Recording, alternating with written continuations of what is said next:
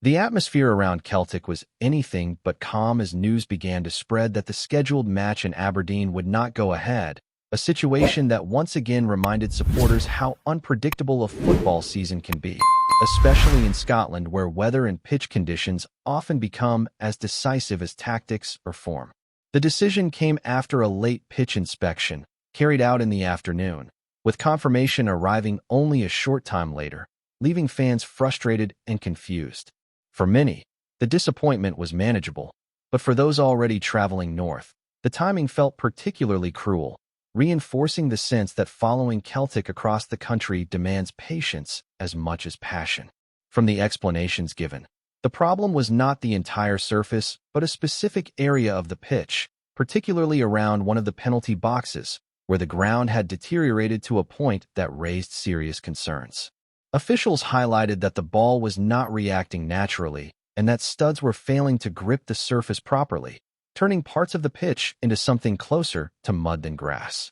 Player safety ultimately became the decisive factor, and while no supporter ever enjoys seeing a match postponed, it is difficult to argue against caution when the risk of injury becomes too high. The immediate question now turns to when this fixture will be rearranged, and the calendar leaves very few realistic options. With commitments already stacked throughout the remainder of the month, attention naturally shifts toward the beginning of March, when a midweek slot appears available for both clubs. If that window is used, it would create a demanding sequence of away matches, potentially placing Celtic in a run that includes European football and domestic rivals within the space of a single intense week. That kind of schedule tests not only physical fitness, but also squad depth and mental resilience, areas that have already been under scrutiny this season. Amid the disruption caused by the postponement, attention also drifted toward comments from a familiar and respected voice associated with Celtic's recent history. An interview surfaced featuring a former manager reflecting on recruitment and squad building, and while nothing was said with dramatic intent, certain remarks caught the attention of supporters. There was a clear suggestion that recruitment in previous periods may not always have aligned with the true needs of the team, particularly when players arrived without a clear pathway into the starting lineup. It was not an explosive statement, but it carried enough weight to spark discussion about whether the club has recently drifted from its traditional clarity of purpose in the transfer market. That reflection naturally fed into the current debate surrounding experience within the squad and the ongoing links to a seasoned midfielder whose career has spanned the highest levels of the English game.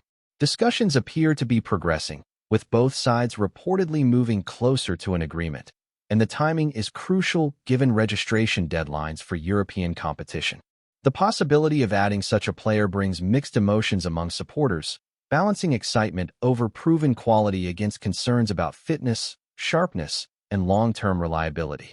The manager's own words on the subject painted a picture of belief rather than hesitation. He spoke about how ability does not simply disappear with age, suggesting that while hunger can sometimes fade, the challenge of a new environment can reignite motivation.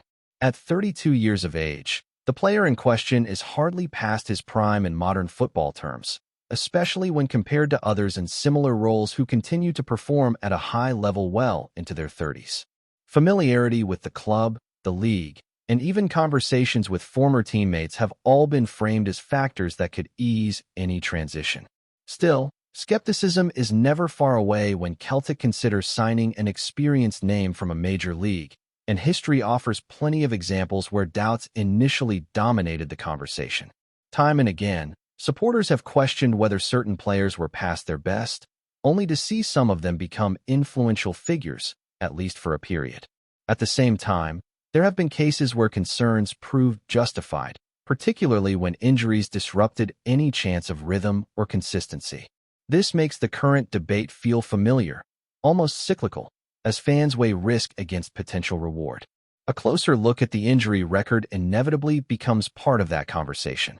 While there is no denying the player has suffered several significant setbacks over recent seasons, the pattern suggests fewer injuries of greater severity rather than constant minor issues. Long spells on the sidelines can shape a narrative that is difficult to escape, especially when combined with time away from competitive football. The absence from match action since the spring raises questions about match sharpness, and how quickly form could be rediscovered in the intensity of Scottish football. Yet from another perspective, the context matters. Time without a club does not always equate to physical decline, particularly when choices are influenced by personal priorities such as family and location. Training regimes, recovery, and professional standards at the highest level mean that a return to competitive football is often more achievable than it once was.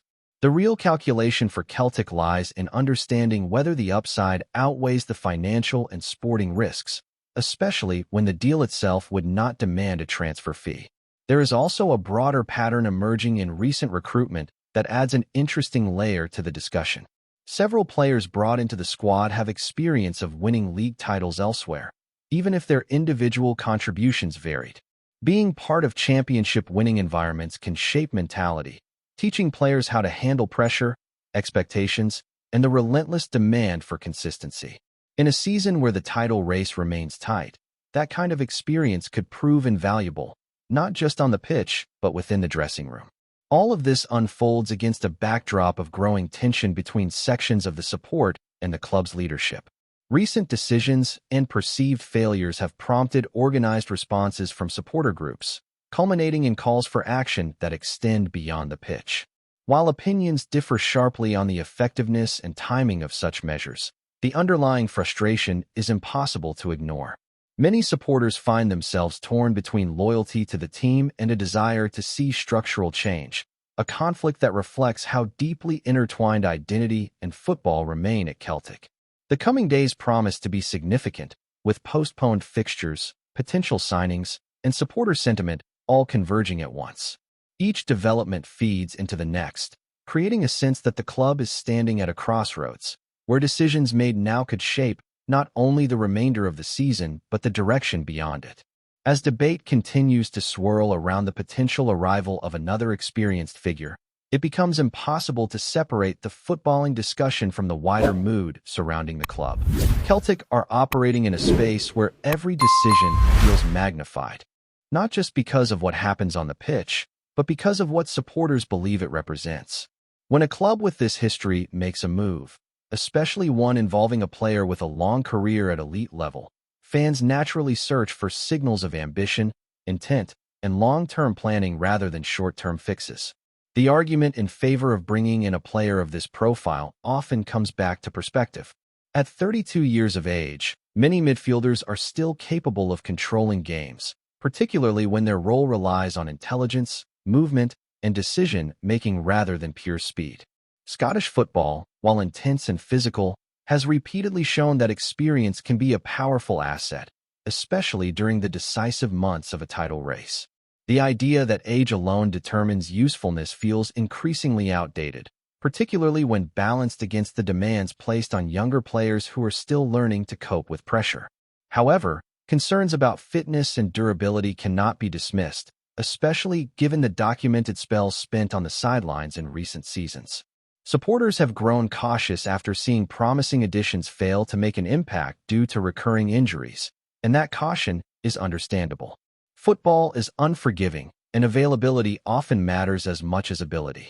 The challenge for Celtic lies in managing expectations, ensuring that any player brought in is not burdened with unrealistic demands, but instead integrated carefully, with an understanding of what they can realistically contribute. What strengthens the case, at least for some, is the financial context of the move. A free transfer reduces the risk significantly, shifting the focus away from resale value and toward immediate contribution. In that sense, the decision becomes less about long-term planning and more about whether the squad can benefit right now. With fixtures piling up and little margin for error, even a short-term boost in quality or depth could make a tangible difference during critical moments. Beyond individual signings, there is a growing sense that Celtic's recent recruitment shows a preference for players who understand what it means to win. Having individuals who have experienced title success elsewhere can subtly change the atmosphere within a squad. These players bring stories, standards, and habits that younger teammates can absorb. Winning is not simply about talent. It is about managing pressure, maintaining focus across a long season, and responding when momentum threatens to shift. At the same time, frustration among supporters has reached a level where off-field issues are no longer viewed as separate from performances. The feeling that communication has broken down between the club hierarchy and the fan base has fueled dissatisfaction, with many believing that concerns raised over a sustained period have gone unanswered. This sense of disconnect has led to organized responses that reflect deeper worries about direction and accountability rather than isolated grievances. For some fans, taking a stand feels like the only remaining option, even if it creates discomfort or division. Others argue that unity behind the team should come first, particularly when results on the pitch still matter enormously.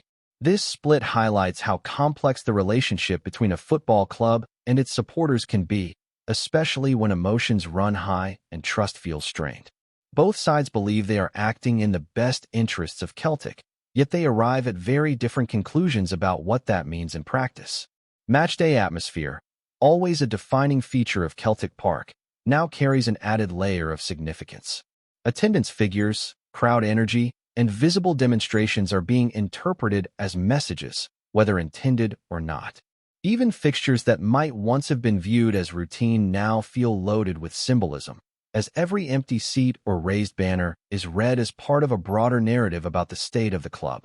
Meanwhile, the league itself refuses to pause for introspection. Results elsewhere continue to shape the table, tightening margins and increasing the importance of every postponed or rescheduled match. Celtic's path forward remains challenging, with away fixtures, domestic rivals, and European commitments all demanding focus. In this environment, distractions can be costly, yet they are difficult to avoid when uncertainty hangs over so many aspects of the club.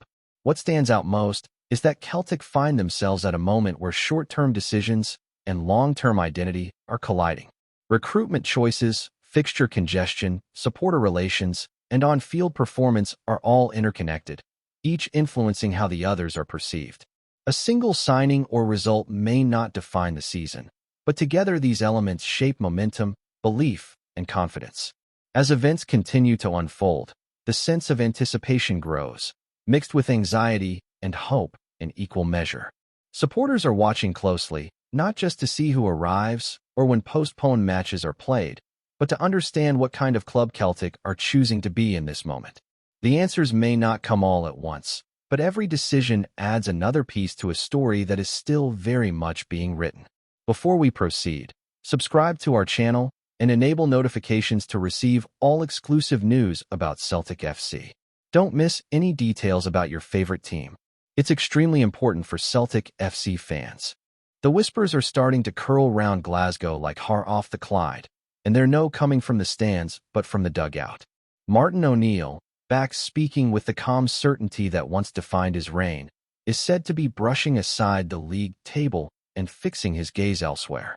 The word is that the Celtic manager believes momentum, no arithmetic, will decide the next stretch of the season, and that when his side finally clicks into gear come February, the neighbors across the city will feel it. Inside Parkhead, there's talk that O'Neill has been telling confidants the current picture flatters Rangers more than it frightens Celtic. The table, he reckons, can lie when teams are still finding their rhythm. What matters is the sense that something is building, a familiar surge of confidence and cohesion that Celtic sides under his watch were known for. According to those close to the camp, he's convinced that once the pressing sharpens and the movement up front becomes instinctive, the balance of power will start to wobble. The most eyebrow-raising murmur is O'Neill's alleged claim that Rangers will tremble when that moment arrives. It's classic mind games, delivered with a smile rather than a snarl, but it's already doing the rounds. The suggestion is not that fear has set in now, but that it will, suddenly and unmistakably, when Celtic's engine finally fires on all cylinders. For O'Neill, February is painted as a turning of the tide, a period when hard work done quietly on the training pitch begins to roar on match days. No one at Celtic is publicly biting, and Rangers will no doubt dismiss it as bluster, yet rumors like this have a habit of gaining weight in this city. Old Firm seasons are as much about belief as points, about who convinces themselves first. If O'Neill's hunch proves right, the real battle may already be underway, fought in glances at the table that are quickly ignored, and in the uneasy feeling that something relentless is gathering green and white steam. Hello, fan. Don't forget to like and subscribe to the channel, as it means a lot to Celtic FC. Also, Share your opinion about the news in the comments below. See you in the next video.